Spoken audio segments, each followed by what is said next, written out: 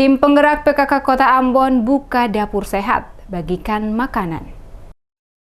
Tim penggerak PKK Kota Ambon gelar pembukaan dapur sehat dalam rangka pemberian makanan tambahan atau PMT bantuan orang tua asuh stunting pemerintah Kota Ambon yang dilaksanakan pada Senin 11 Maret 2024. Penjabat Wali Kota Ambon, Bodwin Watimena dalam sambutannya mengatakan pemberian makanan tambahan atau PMT sebagai bentuk upaya menurunkan angka balita stunting di Kota Ambon. Sesuai target pemerintah pusat di tahun 2024, prevalensi angka stunting turun 14%. Dari data yang diterimanya, Dapur Sehat pemberian makanan tambahan atau PMT bantuan orang tua asuh stunting diberikan kepada 381 balita stunting usia 12 sampai 23 bulan, usia 9 hingga 11 bulan, dan usia 6 sampai 8 bulan yang tersebar di Kecamatan Teluk Ambon 89 anak, Sirimau 154 anak, Nusa Niwe 71 anak, Lei Timur Selatan 23 anak, dan Baguala 44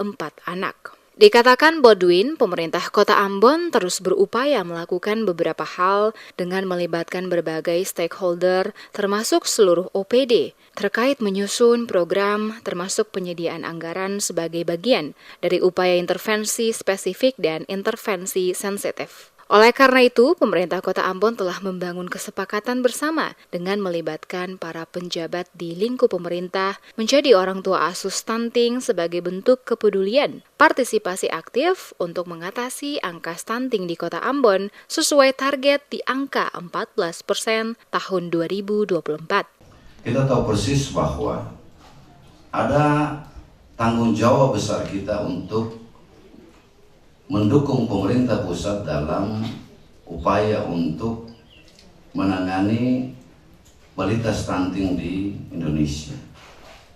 Target kita di tahun 2024, angka prevalensi stunting mesti ada di 14%. Nah, Kota Ambon sementara menuju ke sana. Kita sadari sungguh bahwa berbagai upaya sudah dilakukan oleh pemerintah kota dalam kerjasama dengan seluruh stakeholder termasuk tim penggerak PKK dengan maksud bahwa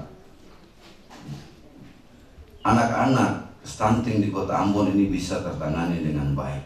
Diintervensi, baik intervensi sensitif maupun intervensi spesifik. Sementara itu, Ketua Tim Penggerak PKK Kota Ambon, Lisa Watimena, dalam keterangan kepada sejumlah wartawan mengatakan, kegiatan yang dilaksanakan ini adalah kegiatan tahap kedua oleh Tim Penggerak PKK Kota Ambon lewat pemberian makanan bagi para penderita stunting di Kota Ambon. Dari hasil pengumpulan sejumlah dana, maka lewat Tim Penggerak PKK Kota Ambon pada tahap pertama telah dilakukan pembagian sembako untuk anak-anak penderita stunting, mulai dari beras, telur, susu, kacang hijau, yang dimaksudkan untuk memberikan makanan tambahan kepada anak-anak stunting dalam upaya mendapatkan gizi agar terhindar dari stunting.